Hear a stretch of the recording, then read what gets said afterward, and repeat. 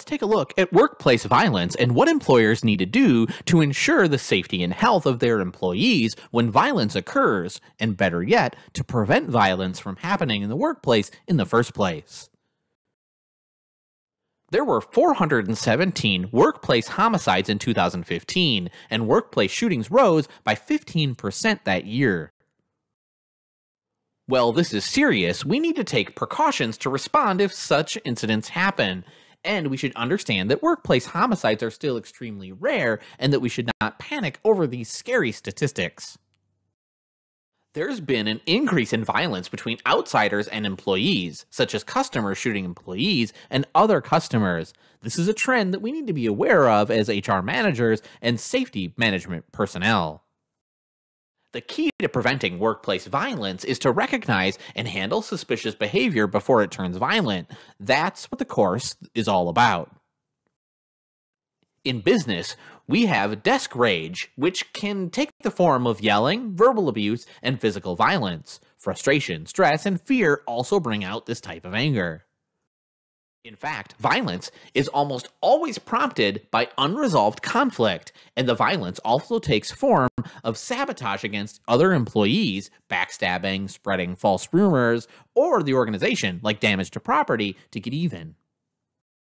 The physical work environment, such as space, like work noise and odors, as well as temperature, ventilation, and color, contributes to making people angry. Anger can lead to perception problems and poor decisions, as well as hostility, which are stressful and can harm health.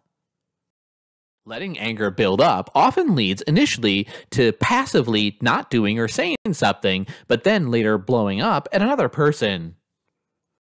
Here are some tips for effectively getting rid of anger.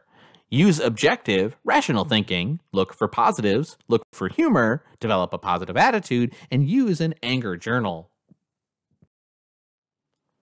Self-awareness is also a significant issue. Here are some self-awareness questions. How often do you get irritated or angry each day? What makes you irritated or angry? How upset do you get? What feelings do you have when you are angry? And are you good at dealing with your irritations?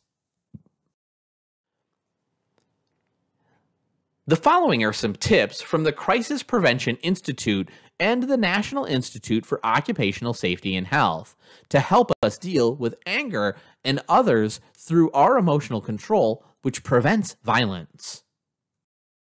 Bullying behaviors have been found 4 times more common than sexual harassment, but there are still no laws at the national level in the United States that deal directly with bullying as an offense.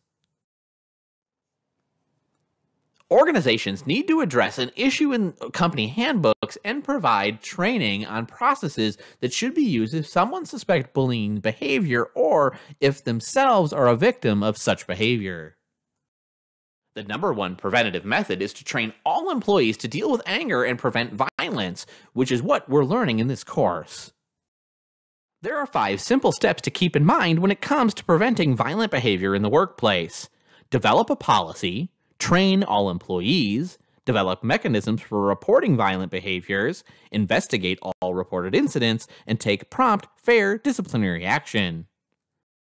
One thing we all need to realize is that the police department will not help prevent personal or workplace violence. It's up to us as human resource professionals and organizations to deal with workplace violence as proactively as possible.